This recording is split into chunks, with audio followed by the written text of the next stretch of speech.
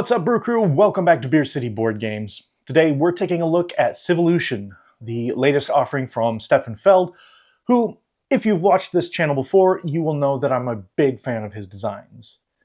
It is a civilization-themed game where players are running a simulation to see who can create and grow the best civilization. There are also elements of the 4X genre here as well. Now, when I first heard about this one, I was a little hesitant because I had a hard time imagining what a 4X Feld game would be like. Plus, I had heard that the playtime was quite long compared to other Feld games. So, what did I end up thinking about it? Well, let's go over a brief rules overview, and then we'll come back up and I'll let you know.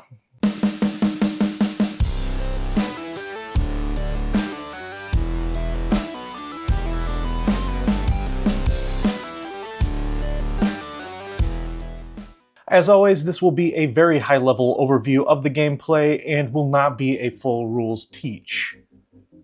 Civolution is played over 4 rounds called eras, and each era is separated into 8 phases, with most of the phases being part of end-of-round scoring and income. The first thing that's done in each era is revealing new cards. The top card of each of the 5 research card decks is flipped over. You'll also flip over the next event card, which will have an effect that will take place at the end of the round. It will also change the weather, which could be good or bad depending on how hot or cold it becomes. Then each player will choose a new goal tile.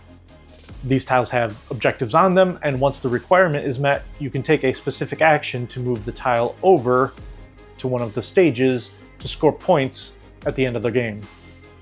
Next, each player will get an extra find, which essentially just means that they'll choose one terrain type where they have at least one tribe and gain any one of the 3 possible resources that can be produced on that type of terrain. Then we'll get into the action phase, and this is where most of the game takes place. During this phase, players will take turns going around the table, taking one of the 22 different actions. During setup, players will have placed 1 die in each of the number spots on the bottom of the player board. Later on, these dice will be rolled when a player performs a reset, giving players access to different actions depending on their roles. There are 3 different types of actions. The sleep action will allow you to get either 1 focus, which can count as a die of any value, or 2 ideas, which allow you to change the value of a die by 1 for each idea spent. Along the bottom of the board, there are 6 feature actions. Spending 2 dice of the same value will allow you to increase your tribe's feature, like stamina, intelligence, or composure. These traits will be prerequisites for some cards, but are also needed to gain attribute chips, which will give you a unique ability and be worth points at the end of the game, depending on which stage they're placed in. Finally, there are the 15 main actions.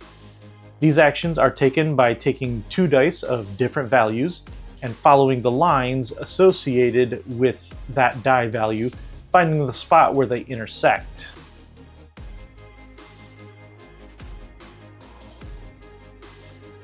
That is the action that you will be activating.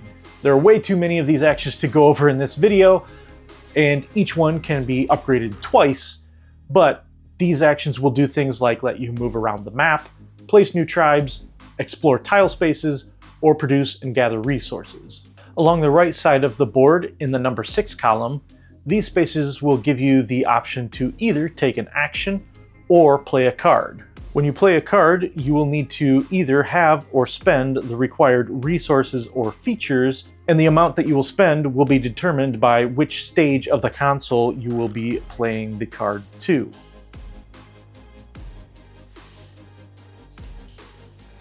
Stage 1 costs less, but stage 2, 3, and potentially 4 and 5, if activated, will give you more points at the end of the game. These cards will either give you immediate effects or ongoing bonuses. and will also be one of the main ways that you'll move up one of the 5 tracks. These tracks will be worth a varying number of points at the end of the game or at the end of the round. Some of the actions that you take will require you to roll these pink dice. You'll use these when taking the hunting action or whenever you see this symbol. This is known as taking a favor test. To pass the test, you'll need to roll a number based on where your marker is on this favor track. At the beginning of the game, you only pass if you roll a 1, but anytime you take an action with this symbol, you move up the track, making it easier to pass by counting more numbers as successes.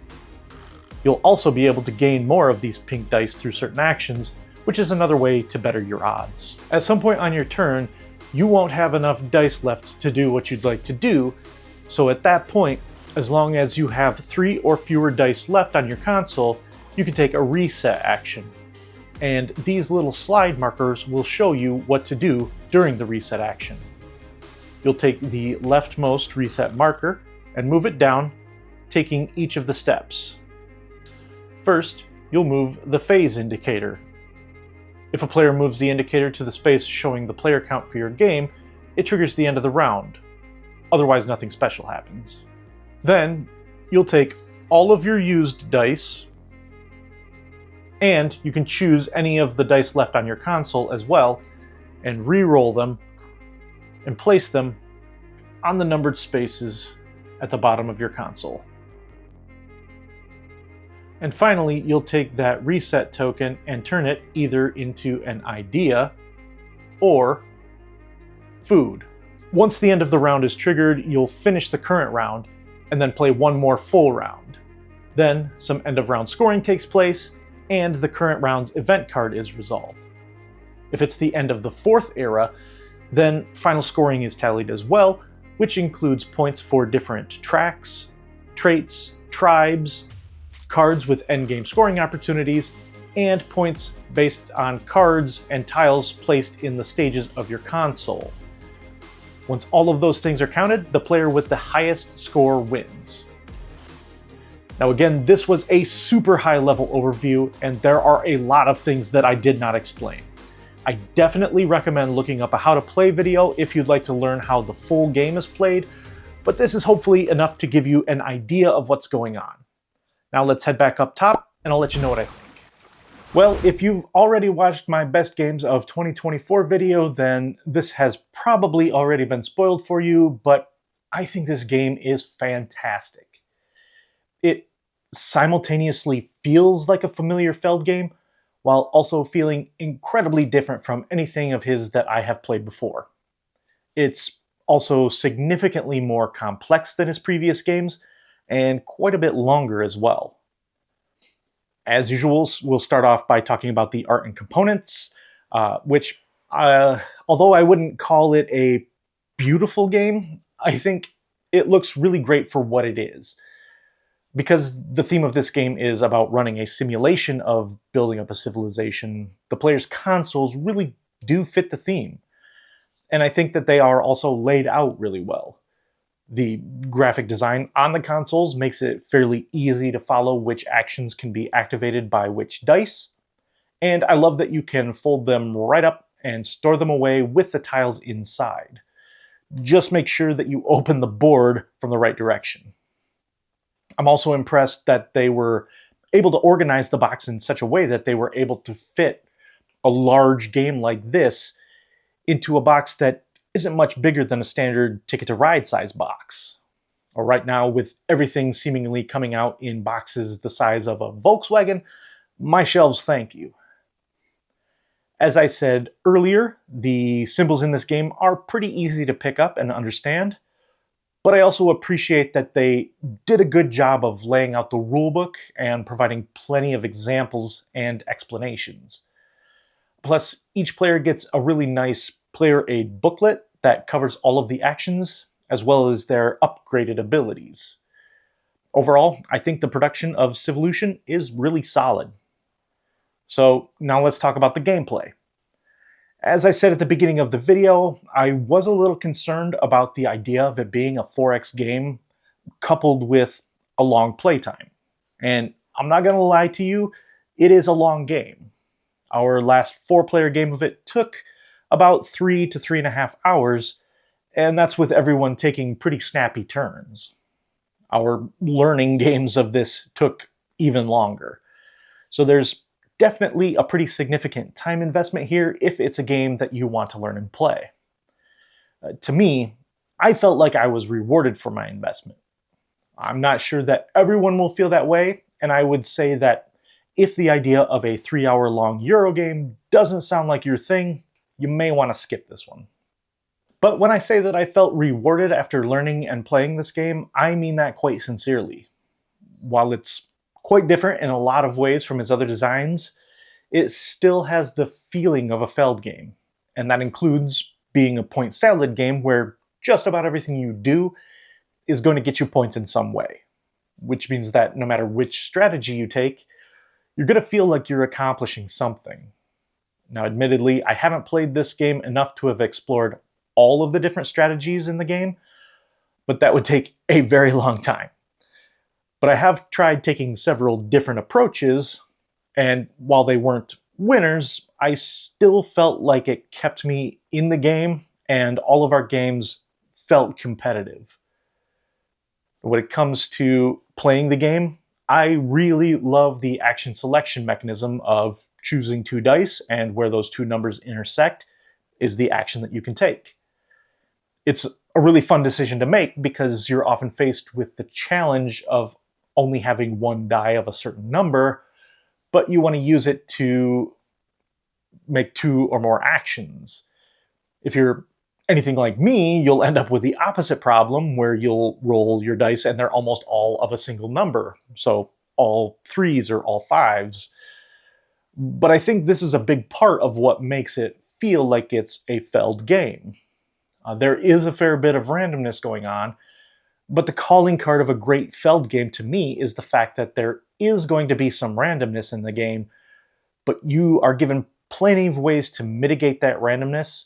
And how do you deal with a crappy dice roll or cards that don't quite sync up with your strategy? You'll likely have to pivot at some point, and the person who wins is typically the person who does the best at managing those less than desirable outcomes.